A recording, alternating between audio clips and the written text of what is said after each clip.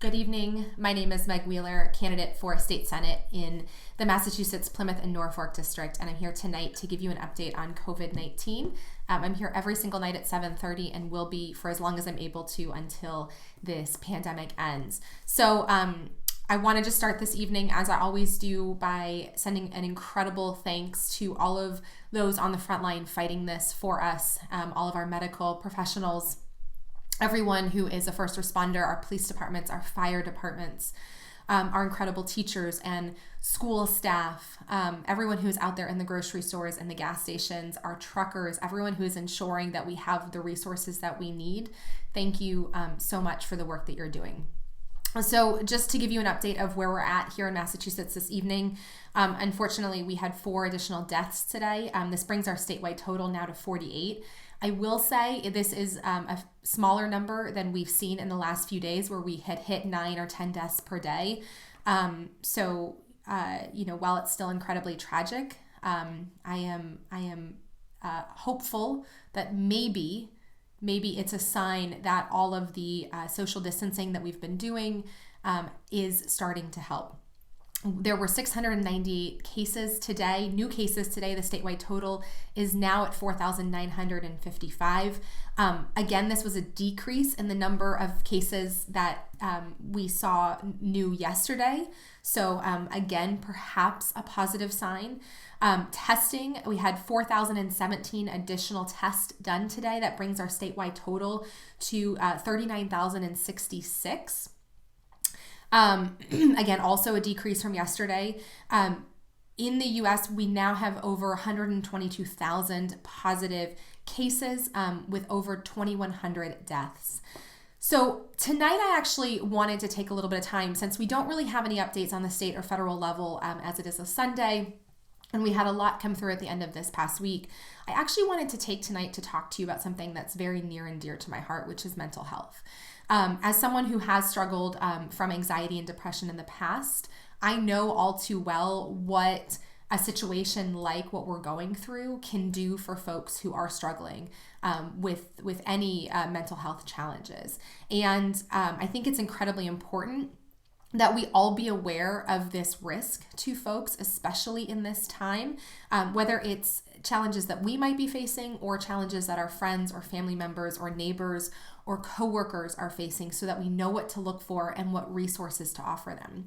So the first thing I want to say is that everyone reacts differently to stressful situations. And, you may think that you know someone really well, but it's just important to understand that this is an unprecedented time and people are dealing with this in their own way. And some people are having an easier time of dealing with it than others. So just know that any changes in behavior, are something to be aware of and be observant about, and just to note that those exist.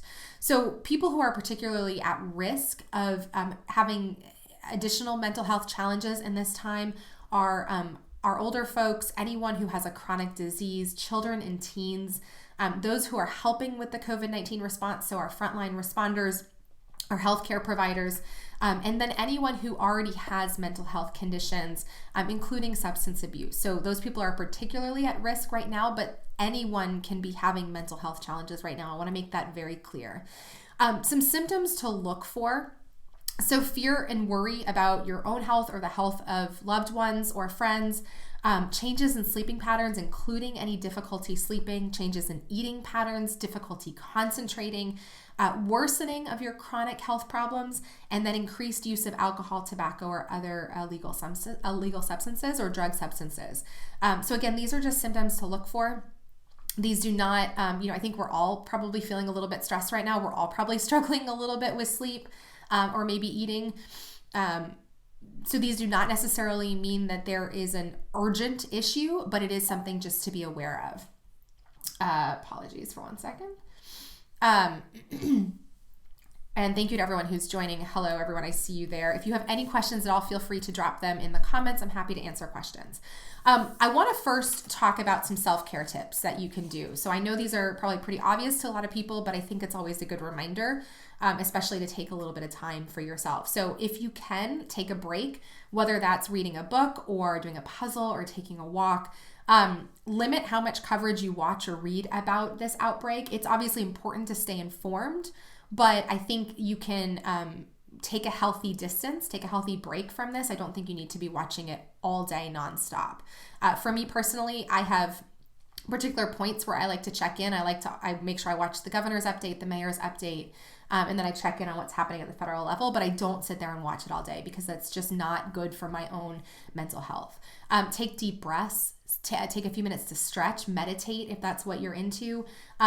Try to still eat healthy. I know this is really hard. We're struggling with this in my house as well, but if you can, I would say almost even more importantly, just make sure you're eating regular meals. This has been especially challenging for my family, but we're trying to get there.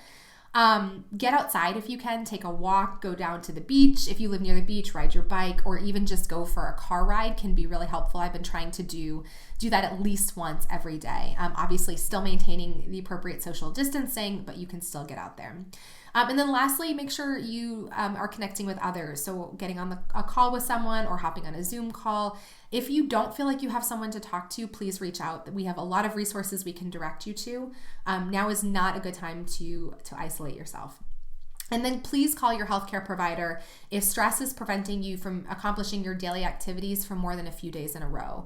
As someone who has struggled with depression in the past, I can very easily see how folks can slip into that right now. And we don't want you slipping into a period of depression without someone knowing what's going on, without you getting the resources that you need. Speaking of resources, I've got a few for you. All of these are on our website at megwheeler.com/COVID. But just a few to point out for you right now. The Substance Abuse and Mental Health Services Administration has a disaster distress hotline. If you're watching me on Facebook, that's the number you see above my head right now. That number is 1-800-985-5990. And that hotline is available for you to call if you are struggling with any mental health issues, if you need anything at all. Please reach out to them. Again, that's 1-800-985-5990. I also do want to point out the National Domestic Violence Hotline. I think especially at times like this where people are more isolated, we know that there is an increase in the rate of domestic violence. And so it's incredibly important for folks to both know that they have somewhere they can reach out to, but also for the rest of us to be very diligent and understand and be observant of what's going on. So the National Domestic Violence Hotline is 1-800-799-7233.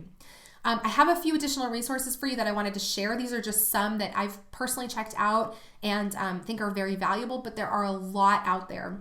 So again, if you have any questions at all, please reach out to us. You can find us at hello@megwheeler.com. You can call our campaign line, which is 781-724-3461, or you can go to our website, megwheeler.com/COVID.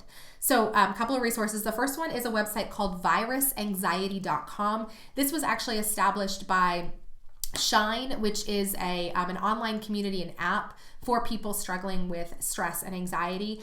So virusanxiety.com features a bunch of free resources. They've got tips for caring for your mental health. They've got the ability to actually ask an expert questions. They also have a toolkit which includes meditations. It's got some music therapy, just a lot of really cool tools in there to help you relax and work through your anxiety and stress.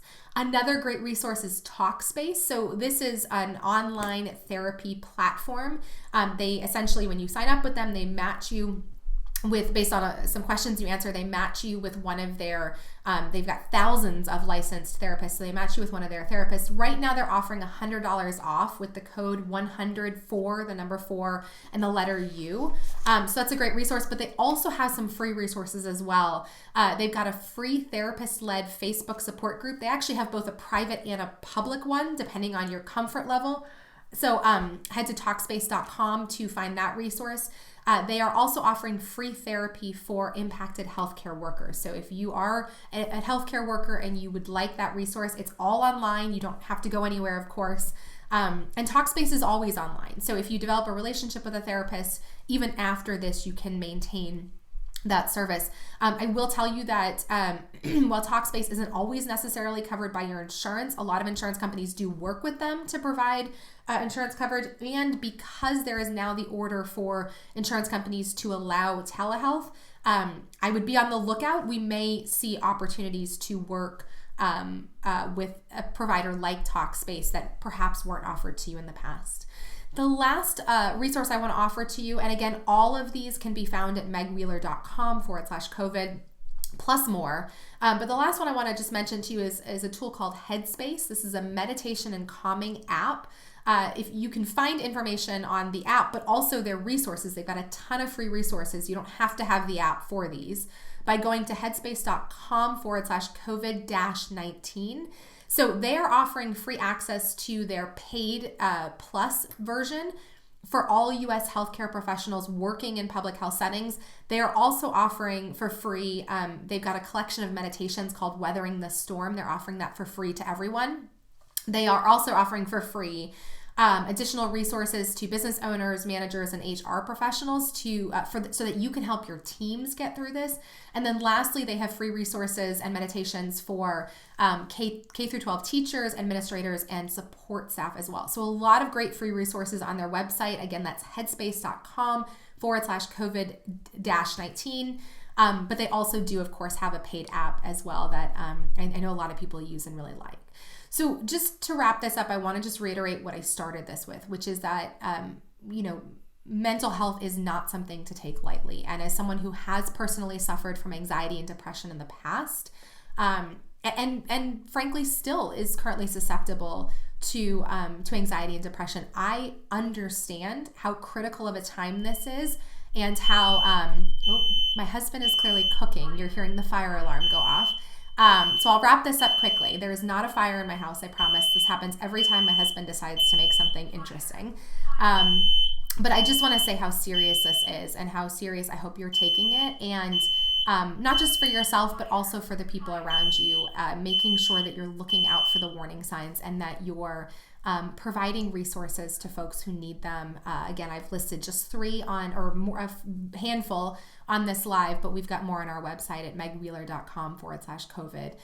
If you ever need anything at all, please reach out to us. We are more than happy to put you in touch or send you towards the right resources. But I just want everyone to know that your mental health is incredibly important to us, mental health in general, and ensuring that people have access to quality and affordable mental health treatment is incredibly important to me and to our campaign. And we will be continuing to offer resources that are out there for folks who feel like they need some support in terms of mental health as we navigate through this. So I hope everyone is having a safe and healthy Sunday. We will be back here again tomorrow night at 7:30. Again, I will be here every single night for as long as I'm able to during this at 7:30 p.m. every night. If you have any questions at all, again, please do not hesitate to reach out to us. hello@megwheeler.com. Our campaign line is 781-724-3461. Or you can visit our website, megwheeler.com/COVID. I just want to wrap this up, as I always do, by extending my immense gratitude to everyone who's on the front line fighting this battle for us. All of our medical professionals, our hospital staff, all of our first responders, our police departments, our fire departments, our town managers and their staffs, all of our school staff and teachers and administrative support, everyone who is out there working in the grocery stores and the restaurants and the gas stations, the truckers who are ensuring that we have the food and we have the resources we need, everyone who is out there ensuring that those resources are available and that people can stay safe and healthy as much as possible. We owe you an incredible debt of gratitude, and that will not be forgotten when I'm in the state Senate. So please stay safe, stay healthy, and let us know if there's anything you need. Have a good night.